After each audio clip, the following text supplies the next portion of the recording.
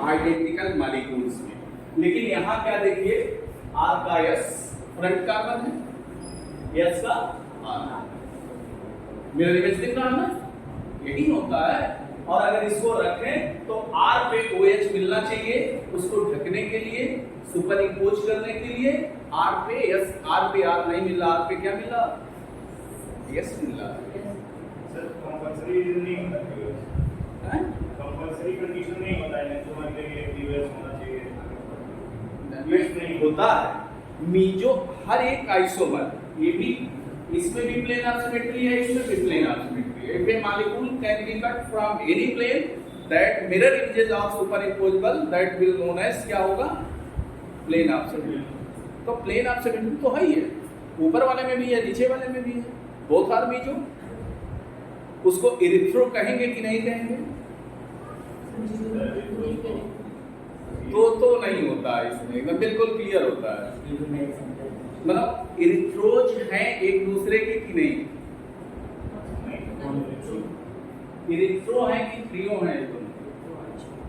कुछ नहीं है। वेरी गुड, कुछ नहीं है सर। इरिथ्रो की कंडीशन फॉलो नहीं कर रहे हैं, इतना टाइम नहीं कोई दिया जाता है।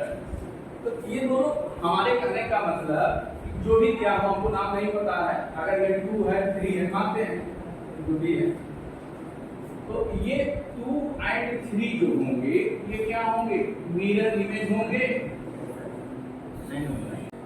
आप चलिए इससे भी नहीं मानते, इसको हम फ्रंट कार्बन मान लें, इसको रियर कार्बन, ठीक है ना, इसको फ्रंट इसको रियर। फ्रंट अगर R है तो अगर उसका मिरर फ्रंट S बना दे तो उसे हम कहेंगे मिरर इमेज। अगर R का R हो तो उसे कहते हैं होमोमर। समझिए होमोमर में क्या हुआ, अगर फ्रंट कार्बन यहाँ भी R है और फ्रंट कार्बन यहाँ भी R होता तो उसे हम कहते हैं होमोमेरिक सेंटर। फिर हम रियर कार्बन पे चलते हैं। रियर कार्बन फर्स्ट कंपाउंड का क्या है, S। यहाँ पर क्या होगा, R होगा, दैट विल बी होमोमर या इनइक्सोमर। अभी पहले जो चल रहा है तो ठीक है, पहले ये कब समाप्त नहीं हुआ, अब एग्जांपल देते हैं। इनइक्सोमर हो गया, इसी का दूसरा कॉपी रख दो, होमोमर तैयार हो गया। सेम इसी तरह से कि यही कॉन्फ़िगरेशन, मतलब फ्रंट का भी वही हो और रियर, क्योंकि बीच में कट जाती है बात में। मैंने ये बताया कि 2 और 3 मिरर इमेज है एक दूसरे के, कि नहीं मिरर इमेज है बट नॉट सुपर इम्पोज, ऐसा ही लिखते हैं। So it is called enantiomer. आपको हमने ये नहीं कहा जबरदस्ती मानी, आप पहले देखिए उसको, देखने के बाद तब उसे पकड़िए। मैंने ये भी बताया था कि रिप्रेजेंटेशन सही नहीं है, हमेशा वेज पॉइंट कहाँ होना चाहिए, राइट, और हमारा डैश पॉइंट हमेशा कहीं भी बनाइए, नीचे बनाइए तो भी देखिए यहाँ भी उल्टा बनाएंगे, गलत है, हम तो काट लेंगे नंबर, हम ही बता रहे हैं, हम ही काट के 0 करेंगे। तो कहने का मतलब ये है कि कैसे मैंने बताया है, लेकिन बनाने के लिए पेपर में काफी है, बहुत तरह से बना के लोग दे देते हैं, यहाँ तक कि दे देते हैं कि इसको आर कर देते हैं, बीच में डाल देते हैं प्लेनर लाइन को, कंटीन्यूअस लाइन को, इस बार एक को कर देते हैं डैश, एक को कर देते हैं पेज, तो और गलत। तो कहने का मतलब यह हो गया, तो 2 और 3 हो गए, इसको 1 मान ले, इसको 4 मान ले। 1 4 का कंडीशन देखिए अपने आप, ये R है, यस, कौन सा carbon, front carbon, front carbon both are mirror images. Superimpose करेंगे, मतलब हमको देखना मत करिएगा, इसको देख के बोलिएगा, कोई जबरदस्ती नहीं। यहाँ पर देखिए रियर कार्बन RS, ये भी क्या है, मिरर इमेज, सुपर इंपोज होंगे, जिसका मतलब 1 और 4, हाँ 1 और 4 भी क्या होंगे, मिरर इमेज होंगे, नॉट बट नॉट क्या हो जाएंगे, सुपर। इसका मतलब ये भी क्या हो जाएंगे, अब डायस्टीरियोमर पे चलते हैं। अब इसी में से ढूंढना है, चाहे मैंने इसलिए चेंज किया था उसे थोड़ा सा बनाने के लिए कि मतलब आप लोग तुरंत देख के कर लेंगे। ये दोनों होंगे डायस्टीरियोमर, क्योंकि दोनों मिरर इमेज है, नहीं होंगे कैंसिल आउट, दोनों को तो सोचेंगे भी नहीं, इन दोनों को भी आपस में नहीं सोचेंगे क्योंकि ये दोनों भी नहीं होंगे, बट नेचुरल है कि प्रोजेक्शियोमर और डायस्टीरियोमर नहीं होंगे। अब मेरे पास क्या ऑप्शन बना, 1 का 2 से रिलेशन, 4 का 3 से रिलेशन, या 3 का 4 से या 2 का 1 से रिलेशन। अब इन दोनों को चेक करेंगे, ये दोनों मिरर इमेज हैं। फ्रंट कार्बन लीजिए, फ्रंट कार्बन लीजिए, आर होमोमर नहीं हो गए। अब चलिए रियर कार्बन लीजिए, रियर कार्बन लीजिए, आरएस इमेजियोमर। इसका मतलब एक ही मॉलिक्यूल में 2 सेंटर है ना, मिरर इमेज नहीं और सुपर इम्पोज भी नहीं, इसलिए डायस्टीरियोमर। ऐसा लीजिए। अब बताओ जी क्या हुआ, होमोमर आया, कुछ क्लियर हुआ? हाँ, सेम आइडेंटिकल कॉन्फ़िगरेशन, बस एक ही वही रास्ता भी, ओनली वन वे कि दोनों कंपाउंडों का जितने स्टीरियोजेनिक या स्टीरियो आइसोमेरिक सेंटर्स हैं उनको पहले हम कॉन्फ़िगरेट कर लें। अगर कॉन्फ़िगरेशन आइडेंटिकल आ गया दो कंपाउंड का तो दैट विल बी ये चीज। हाँ हाँ, अगर ये कंपाउंड पीपीएल को क्लॉकवाइज रोटेट करता है और इसी का कोई अप्रूव दूसरा कंपाउंड भी क्लॉकवाइज रोटेट करता है और दोनों की कॉन्फ़िगरेशन हर एक रियर फ्रंट पे सेम है तो दैट विल बी होमोमर। तो कुछ चीजें ऐसी होती हैं, फिर भी ऑर्गेनिक का दायरा बहुत बड़ा है, तो कुछ चीजों में कहीं कहीं परेशानी, अभी आइडवेंटेन जब पढ़ाएंगे तो हाँ और थोड़ा सा दिक्कत होगा, जबकि सिलेबस में नहीं है लेकिन हम टच करते करते करवा देते हैं क्योंकि काम की चीजें हैं आ जाएंगी। तो इसको हटाओ,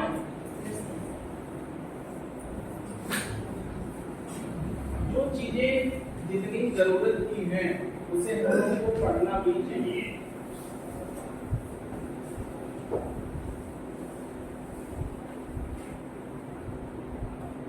मेन था आज हम लोगों का टॉपिक एब्सोल्यूट था, एब्सोल्यूट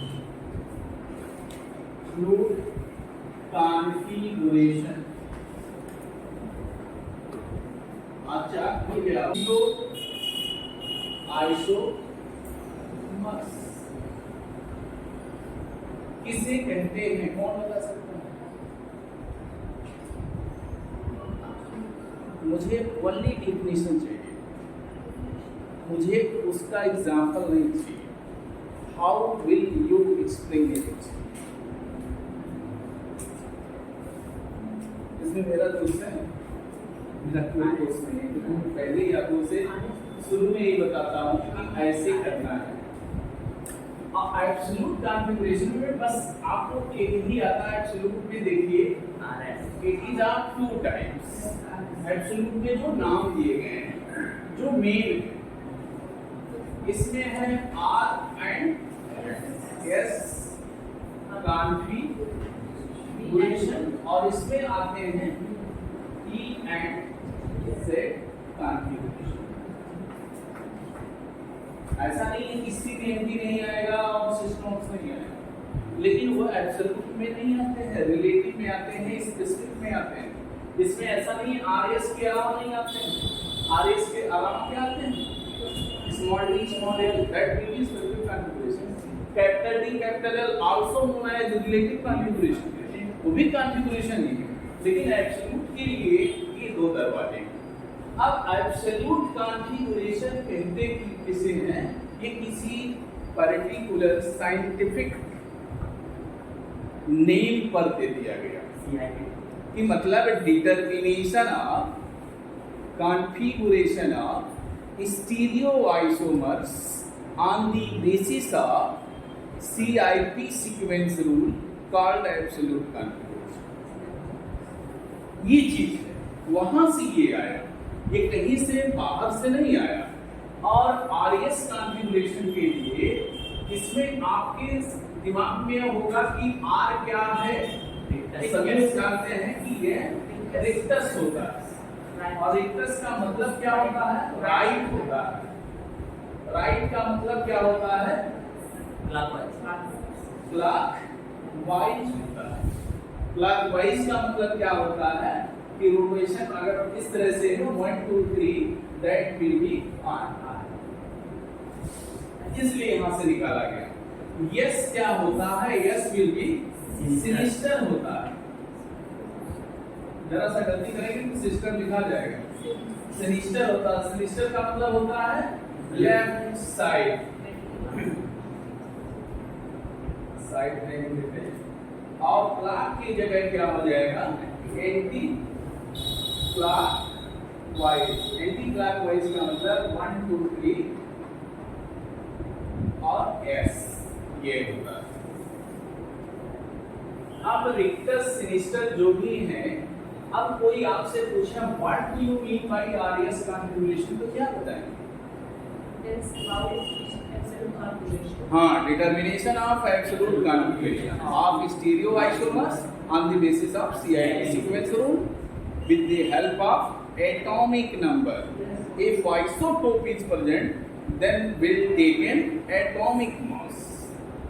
ये चीज दिमाग में हमको लेके चलना है। तो जिस तरह से हम लोग आगे बढ़ते हैं और बताते हैं इसको, तो धीरे धीरे सीखने का भी बल मिलता है कि मतलब हमें याद होता रहता है कुछ चीजें। तो जो CIP रूल है, CIP रूल का मतलब सभी लोग जानते हैं, इसमें तीन ही क्या है, कान, इंगाल, हाँ कान है सिर्फ, लेकिन कान का पूरा नाम कोई बता सकता है?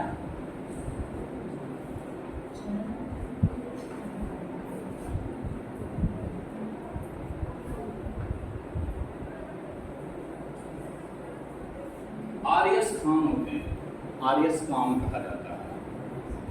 और क्रिस्टोफर इंगोल्ड थे और प्रिलॉग साहब थे। तीन साइंटिस्टों ने मिल करके इस एब्सोल्यूट कॉन्फ़िगरेशन को दिया जो अब तक मान्य है। इसके बियॉन्ड अभी कोई रूल आया नहीं है। अब आप लोग जब पढ़े होंगे, सर्च करेंगे, खोजेंगे तो हो सकता है कि आवे। ये रूल भी यही कहता है, CIP रूल जो होता है, CIP सीक्वेंस रूल भी यही बताता है कि हम डिटरमाइन करते हैं किसी भी स्टीरियोमर का absolute configuration with the help of atomic number. Atomic number हम किसका कंसीडर करते हैं कि जो आइटम या group of item, means item ही होता है जो डायरेक्टली अटैच्ड होते हैं एसिमेट्रिक कार्बन्स। ये दिमाग में आपके लेके चलना है। हमारे सामने कोई दिक्कत नहीं, हमारे सामने दो ही तरह के कंपाउंड अक्सर करके बिहेव करेंगे, एक फिशर करेगा, दूसरा फ्लाइंग फिश करेगा। तो दोनों के लिए हमारे पास जो CIP रूल है, उस रूल को तो कभी नहीं भूलना चाहिए, क्योंकि कोई भी आप जिसे कहते हैं कि कट बैठी रूल, जिसे रट लेते हैं कि हमको आता है, हम ऐसे कर ले जाएंगे, वैसे कर ले जाएंगे, उससे काम नहीं चलेगा। हर हाल में आपको आना पड़ेगा CIP रूल पे। वो भी CIP रूल से ही बनाया गया है, लेकिन कुछ नेबर वाले रूलों का जो जितना आसान बनाने के लिए थोड़ी सी छूट दे दी जाती है। छूट क्या दी गई कि अगर आप CIP रूल के अकॉर्डिंग चलते हैं तो सबसे पहले हम करते क्या है किसी भी कंपाउंड में अकॉर्डिंग टू CIP रूल। पहला पॉइंट हमारा यह होता है, इसको पढ़ाई सकते हैं ना,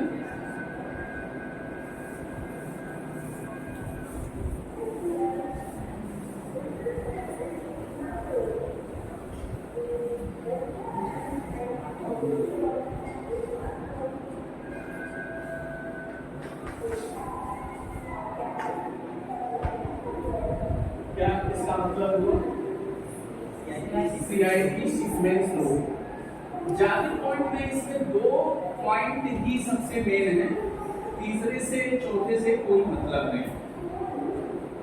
जिसमें पहला पॉइंट ये होता है कि first of all we determine the priority order of atom which are directly attached with Acyclic carbon. पहला नियम इनका क्या होता है? First of all we determine या वी डिटरमाइन क्या चीज? Priority order. मतलब इसमें सबसे पहले हमें ये प्रियोरिटी ऑर्डर डिटरमाइन करना है, इसका ऑफ एन एटम जो क्या हो, दिमाग में वही रखना, which are directly attached with किससे? हमें लिखना है चाहिए अटैच्ड विद काइरल सेंटर या एसिमेट्रिक कार्बन। एसिमेट्रिक कार्बन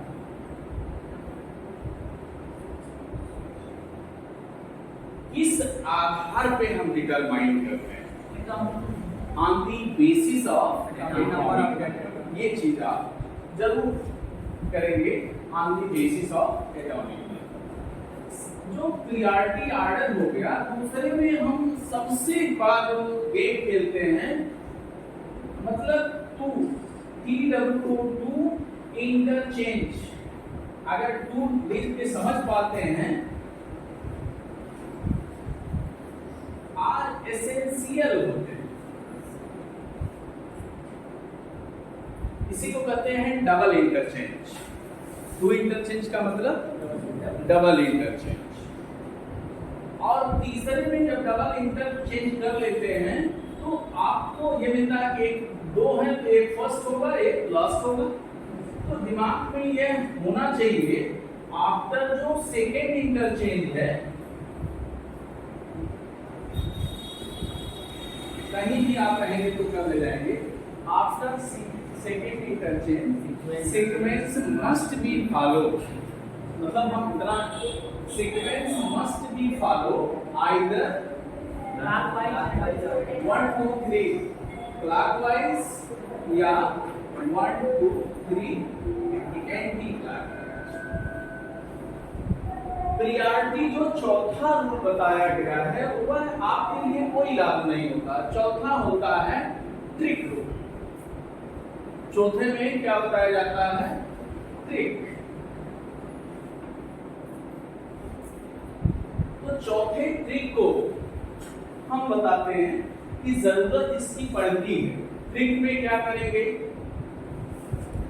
तो अगर हम प्रियोरिटी ऑर्डर डिसाइड करते हैं तो जिस एटम का एटॉमिक नंबर ज्यादा होगा उस एटम की प्रियोरिटी हाई होगी। जिस एटम का प्रियोरिटी ऑर्डर मतलब एटॉमिक नंबर कम होगा, लो होगा, उसकी प्रियोरिटी लो। तो कितने नंबर मिलेंगे for CIP sequence rule deciding absolute configuration of stereomers. तो स्टीरियोमर्स को मैंने दो कैटेगरी बांट दिया है। एक मैंने कहा RS, दूसरा मैंने EZ।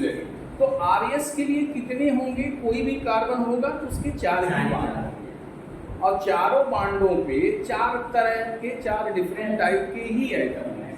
इसलिए चारों एटमों में प्रियोरिटी बिलोंगिंग फ्रॉम 1 to 4, 1 से लेकर के 4 तक हो। तो जिसका हाई एटॉमिक नंबर होगा उसकी प्रियोरिटी क्या हो जाएगा? 1 हो जाएगा। और जिसका सबसे कम होगा उसका 4, जिसका 1 से कम होगा 2, और जिसका 2 से कम होगा वह 3, और 3 से कम वाले का 4 हो जाएगा। तो जो ट्रिक रूल है वह इसमें फिटेस्ट नहीं है। मतलब ये 100% सही, 100% राइट, लेकिन ये 100% राइट नहीं। अंतर क्या है? देखिए, इसको आप पहले अच्छा लगेगा, ये बाद में अच्छा लगेगा, लेकिन हम बाद में इसको बताएंगे, पहले इसको बताएंगे कि थोड़ा सा हम लोग जान जाए। जैसे मान लिया जाए कोई कंपाउंड, हटा देना इसे, कोई कंपाउंड है, छोटा सा एक एग्जांपल टेलर के रूप में।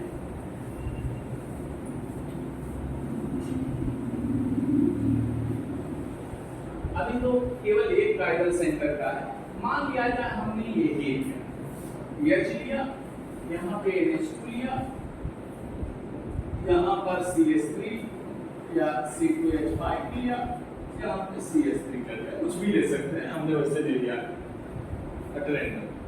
अब यहाँ पर ये कंपाउंड जो है इसका नाम भी पूछा जाए तो 2-amino-butane ही है ना।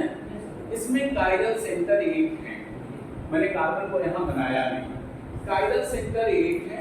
हमारे सामने यह है कि इससे जो कायरल कार्बन है इससे डायरेक्टली अटैच्ड एटम नाइट्रोजन होगा, कार्बन होगा, कार्बन होगा, हाइड्रोजन।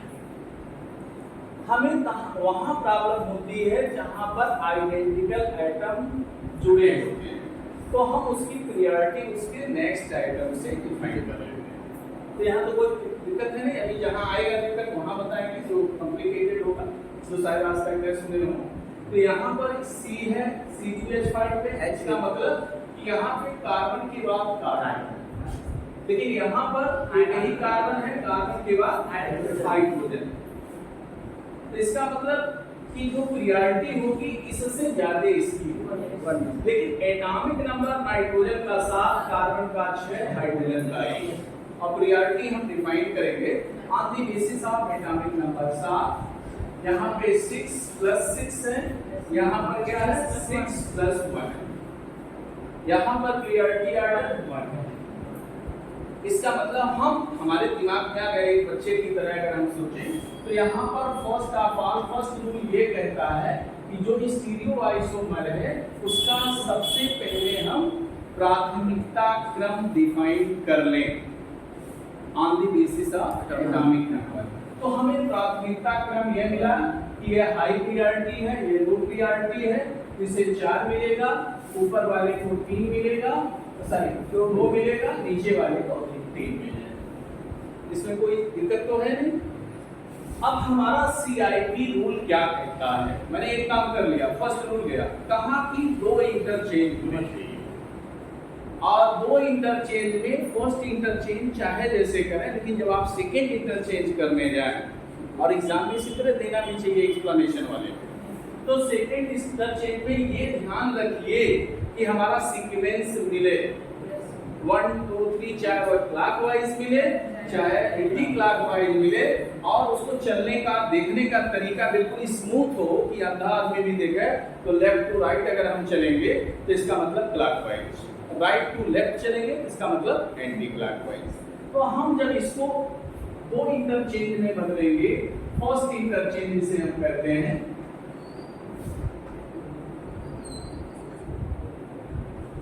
तो कोई भी होगा इतना जरूर जानता होगा कि 2 3 4 है नंबर, तो सबसे लोएस्ट प्रायोरिटी का कोई भी एटम या ग्रुप ऑफ एटम अगर साउथ पोल पे नहीं है, कहीं भी है, उसको सबसे पहले साउथ पोल पे ला देंगे।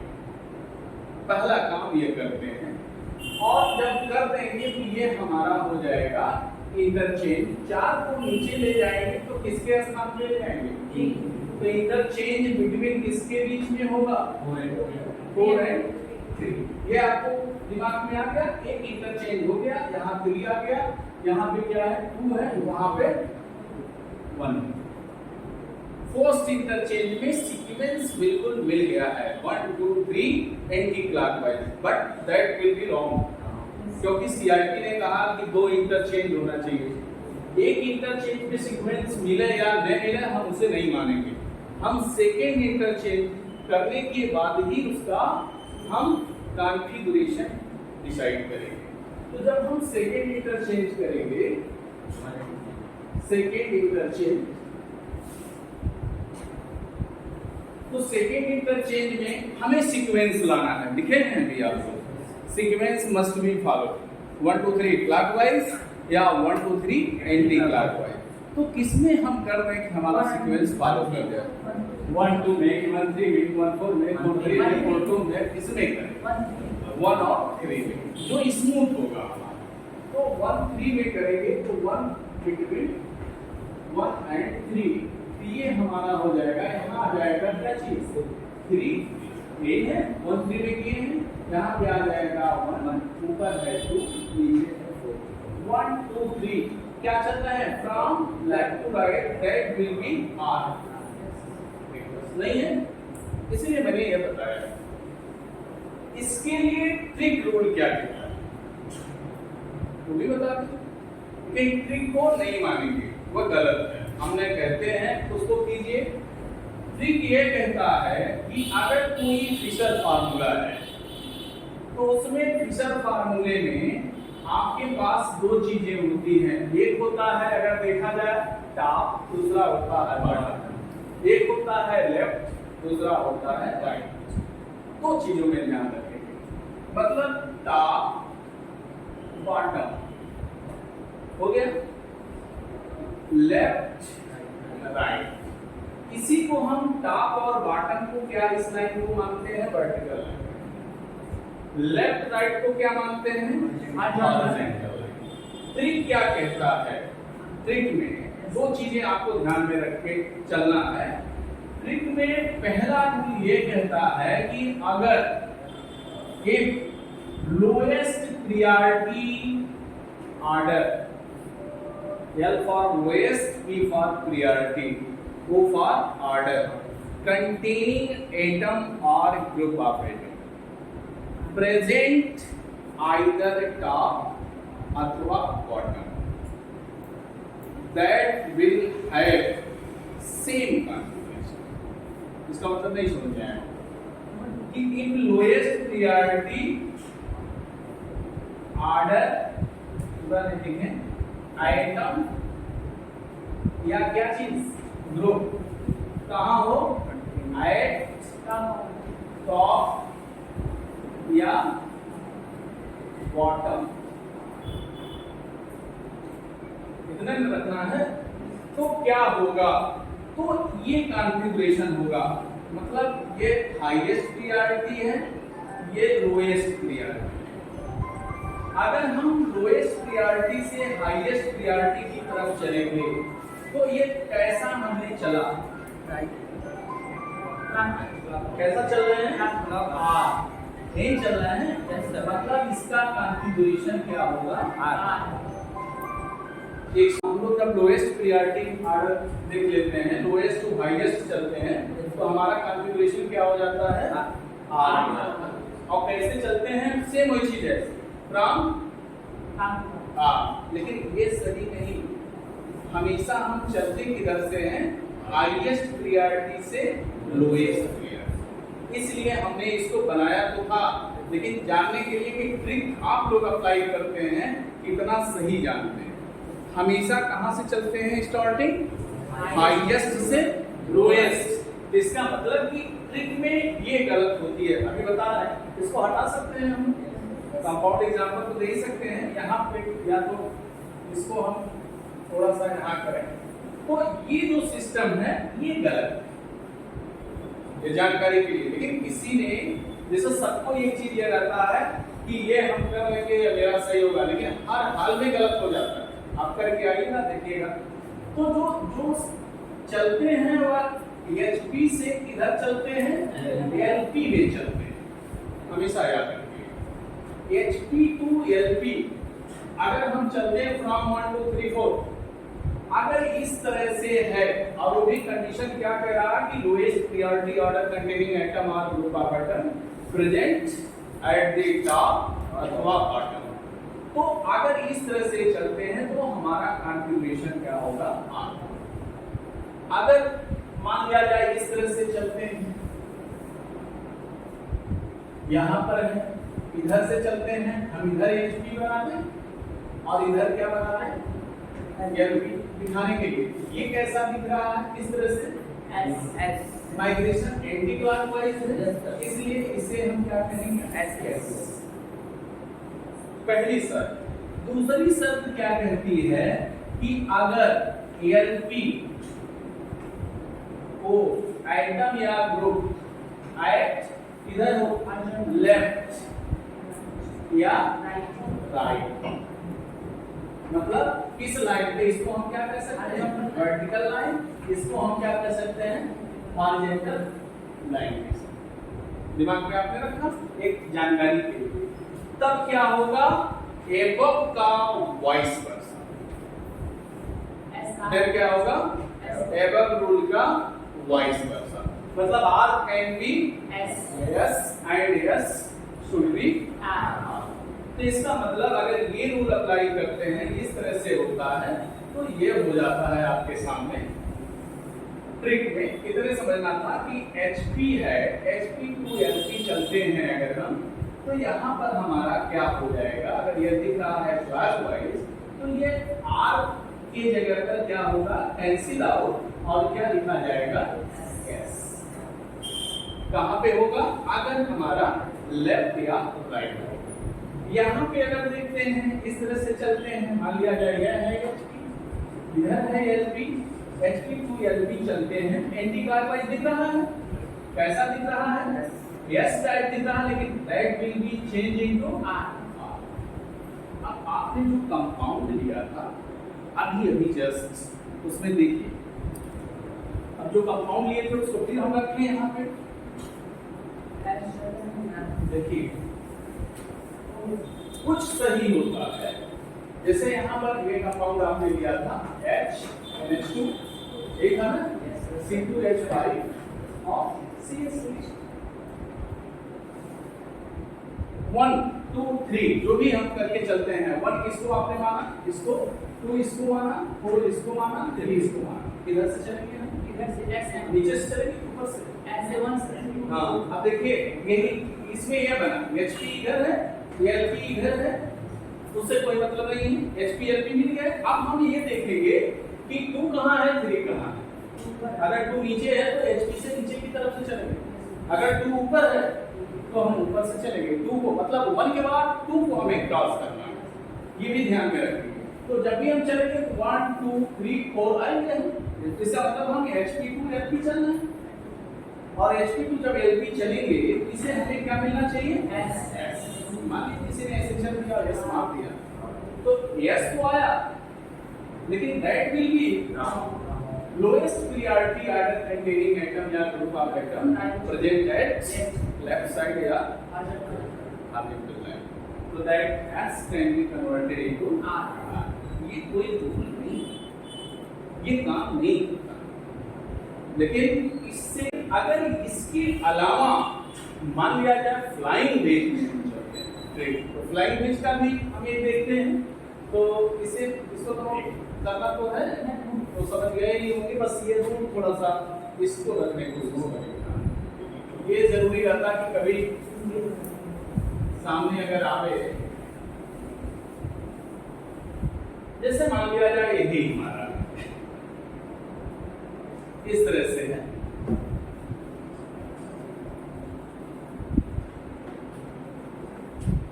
यहाँ पे हमने दे दिया कोई चलिए OH यहाँ पर हमने दे दिया C2H5 यहाँ पे हमने दे दिया CH3 ऐसे बना दिया यहाँ पे मैंने दे दिया लेकिन हम इसको थोड़ा सा इसलिए और थोड़ा अच्छा एग्जाम्पल दें जिससे देखने में लगे एक पर H रख दिया एक पर OH रख दिया एक पर CH3 रख दिया क्योंकि नॉन एग्जाम्पल देते इसका नाम जानते हैं है ना मैंने नॉन एग्जाम्पल दिया मैं क्या दूसरा है ये फ्लाइंग वेज चाहे जैसे लिखें ऐसे लिखें वैसे लिखें किसी तरह से लिखेंगे इसके लिए भी 3 रूल वही जो मैंने बताया और चौथा ट्रिक भी बता देते हैं तो यहाँ पे करते क्या है आपको उस दिन क्लास देखते ही मैंने बताया था कि सबसे पहले हम लोग क्या करेंगे इसमें ये ध्यान देखेंगे कि प्लेनर साइड खोलेंगे कि प्लेन कहाँ से मिल रहा है और मैंने ये भी कहा कि अगर किसी ने ऐसा गलत बनाया तो गलत माना जाएगा तो प्लेन मिला इधर से प्लेन को हम जरूर देखेंगे प्लेन को देखने के लिए हमारा व्यू साइड जो होगा वह ये होगा मेरी आंखें यहाँ होंगी हम यहाँ से देखेंगे अगर हम यहाँ से देखेंगे अगर इसको मैंने इस बॉन्ड को टॉप माना है इस बॉन्ड को मैंने बॉटम माना है तो बट नेचुरल है इसमें एक लेफ्ट होगा एक राइट होगा तो अगर हम अपनी व्यूज को फैसिलिटेट करते हैं तो किधर से देखेंगे जहां से होगा अब ये केवल मुझे बताना है आप लोगों को कि लेफ्ट में क्या मिलेगा राइट में क्या मिलेगा लेफ्ट में क्या मिलेगा इसको मैंने टॉप मान लिया इसको बॉटम अब हमें इसको टॉप और बॉटम में डिसाइड करना पड़ेगा। दोनों हम ले सकते हैं, फिर हो चुका है। इधर से अगर हम देखेंगे तो COOH और CS3 में कौन लेफ्ट मिलेगा, कौन राइट मिलेगा। यही हमारा प्रियॉरिटी ऑर्डर डिसाइड। यहाँ पे अगर हम प्रियॉरिटी ऑर्डर डिसाइड करें तो किसको प्रियॉरिटी 1 मिलेगी, OH को 1 मिलेगी। शाबाश। COOH को 2 मिलेगी, CS3 को IS को 4 मिलेगी। तो हमारी प्रियॉरिटी जो 1 है वो कहाँ है, ऊपर है। क्या माने हैं, 4 कहाँ है, नीचे है, बॉटम पे मान लिए हैं। 2 इधर होगा, अगर ये नहीं आता तो कहीं गलत हो जाएगा। तो यहाँ से देखेंगे तो राइट साइड में COOH है, लेफ्ट साइड में होगा। इधर क्या मिलेगा 2, इधर क्या मिलेगा ये मिलेगा। आपको अपनी कॉपी पे बनाइए और कॉपी को घुमा के देखिए, अपने आप आपको पता चल जाएगा कि लेफ्ट कौन है, राइट कौन है। बोर्ड से नहीं कोई मतलब है, कॉपी पे खुद बनाइए और खुद पलटिए, देखिए कैसे पता चल जाता है। अब यहाँ पे हमारे सामने एक चीज आ गया, क्लियर हो गया कि इसमें अब हमें 2 इंटरचेंज करना है।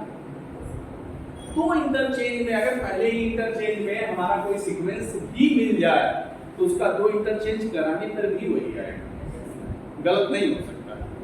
और अगर हम इंटरचेंज इसका कराते हैं, सपोज दैट मान लिया जाए हम आप ही लोगों से पूछ रहे हैं कि हमारा ये फर्स्ट इंटरचेंज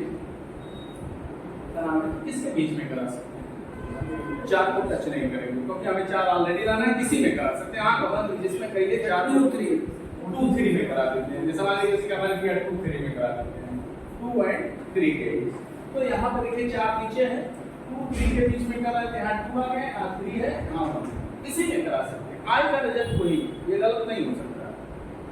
सेकंड इंटरचेंज कराएंगे, interchange sequence must be followed. 3 4 में नहीं, 4 को तो हमें साउथ पोल पे रखना ही रखना। इसका मतलब किसमें कराने की सीक्वेंस आ जाए 1 2 एकदम आएगा। आप किसी में करा के देख लीजिए, अपना सब पूरा कोड डालिए तो भी आएगा रिजल्ट वही जो रिजल्ट इससे आ रहा है, किसी में करा के चेक करें। तो 1 2 में कराएंगे तो सीक्वेंस बिल्कुल वही आएगा, लेफ्ट टू राइट।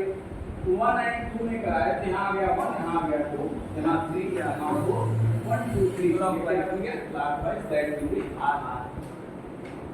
इसमें कोई दिक्कत नहीं है। कोई भी एग्जांपल आ गया आप कर लेंगे। इसका ट्रिक रूल क्या होगा, हाँ हमें अब लोअर प्रियॉरिटी को ही लेके चलना है। लोअर प्रियॉरिटी अगर इस बॉन्ड पे, इसको हम इसको कहते हैं बेस लाइन, इसको कहते हैं डैश लाइन। अगर डैश बॉन्ड पे है लोएस्ट प्रियॉरिटी, मतलब ट्रिक में दिमाग में यही रखना है कि ट्रिक में क्या है कि क्या करना है, L for lowest, P for priority, O for order, C for continuing atom और ग्रुप। आए इस पे हूं डैश बॉन्ड, तब क्या होगा यही देखना है।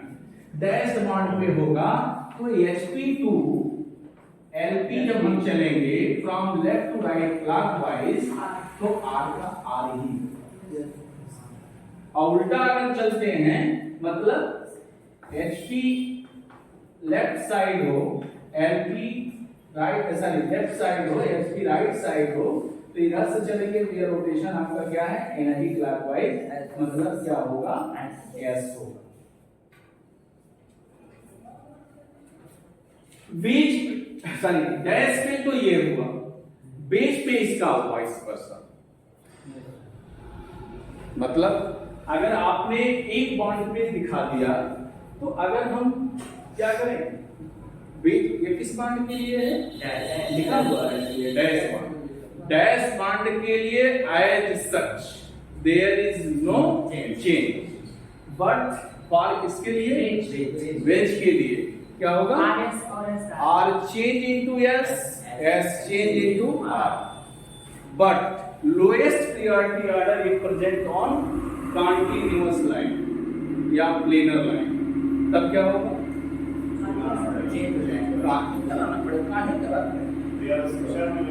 तब हम देख ही नहीं पाते हैं। आखिर फिर हमको किसको फॉलो करना पड़ता है, तो कोई चीज को हम इग्नोर करके नहीं चल सकते। ये नहीं कि हम इग्नोर कर रहे हैं तो मेरा बन जाएगा और हमें ये आता है तो हम कॉन्फिडेंट हो जाएंगे कि हम वही आएगा बता देगा, ऐसा हो ही नहीं सकता। तो की संभावना बहुत दूर तक ऐसा नहीं। तो यहाँ पे अब इसी के लिए अगर हम देखा जाए तो यहाँ पर चेंज रूल लागू नहीं होगा, क्योंकि lowest priority order containing item present at dash पे लोएस्ट, इसीलिए आपको लिखते हैं LPOC, lowest priority order containing item और ग्रुप ऑफ आइटम। अब हमारा हम किधर से चलेंगे ये आपको हम डिसाइड करते हैं। अब इसमें हम चले तो किधर से चलें, मैंने क्या बताया था चलने का तरीका, जब भी चलेंगे वन से तो हम दूसरे को बिना क्रॉस किए आगे नहीं बढ़ सकते। तो अगर हम वन से चलते हैं मेरे पास तो दो रास्ता है, ऊपर से भी चल सकते हैं नीचे से भी चल सकते हैं। तो ऊपर से चलें कि नीचे से चलें? नीचे से। क्यों चलें? क्योंकि दो नीचे जाना है। अगर हम चलेंगे तो हमें क्रॉस दो को पहले करना है, चाहे जैसे। तो जब हम चलेंगे इधर से 1 2 3 की तरफ इस तरह, तो हमारा किस तरह का ये रोटेशन है। और अगर डैश बॉन्ड पे lowest priority order containing item है तो एज सच, मतलब जो कॉन्फ़िगरेशन होगा वही होगा, दैट विल बी। तो ये चीजें जानना चाहिए। नहीं मैं कहता हूँ कि कोई चीज जान आपको आवे, बड़ी चीज आवे छोटी नहीं आवे, लेकिन ऐसा हो ही नहीं सकता कि बड़ी चीज आवे छोटी नहीं आवे। तो वे चीज इसको इग्नोर करके इस पे आपका सबसे बड़ा फोकस। और भविष्य में किसी को बताइए भी तो ये बताइए जो सही हो, आने वाली पीढ़ी में जैसा हम बता रहे हैं आप लोगों को, हमारे गुरुदेव ने बताया, वैसे आप